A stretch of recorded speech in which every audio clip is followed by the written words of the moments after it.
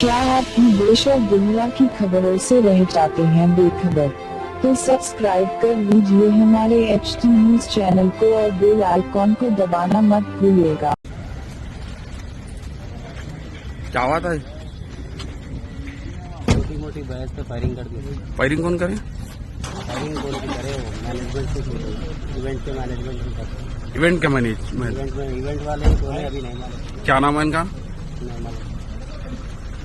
Event बोले तो అన్నమిజా కర్చరానా इवेंट ये? जी जी 7:30 కింగ్స్ ప్యాలెస్ ఫంక్షన్ హాల్లో morning Mir Hasibuddin alias Haider AC guards ఉండే అతను ఇక్కడ పరిగి దగ్గర రేగొండి విలేజ్ ఏదో ఉన్నది, దాని సర్పంచ్ అతనికి అతనికి నాంపల్లి పోలీస్ స్టేషన్ నుంచి ఆర్మ్స్ లైసెన్స్ ఉంది. అయితే మార్నింగ్ ఏంటంటే ఇతను కూడా ఒక కింగ్స్ ప్యాలెస్ ఫంక్షన్ హాల్లో దావతే రంజాన్ జరుగుతుంది. ఇతను కూడా ఒక స్టాల్ హోల్డర్, ఇలా వైఫ్ ఇతను కలిసి ఒక స్టాల్ పెట్టారు.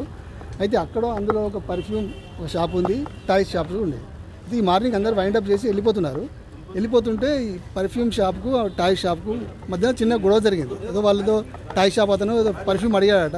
ఇతను ఏం చెప్పాడంటే మేము అంతా వైండప్ చేసి వెళ్ళిపోతున్నాము, లేదని చెప్తే ఇద్దరి మధ్య కొంచెం బయస్ జరిగింది, గొడవ జరిగింది వాళ్ళిద్దరు. తర్వాత ఇప్పుడు ఆ గొడవలో ఇతను ఇన్వాల్వ్ అయిపోయాడు. ఇతనికి యాక్చువల్గా సంబంధం లేదు.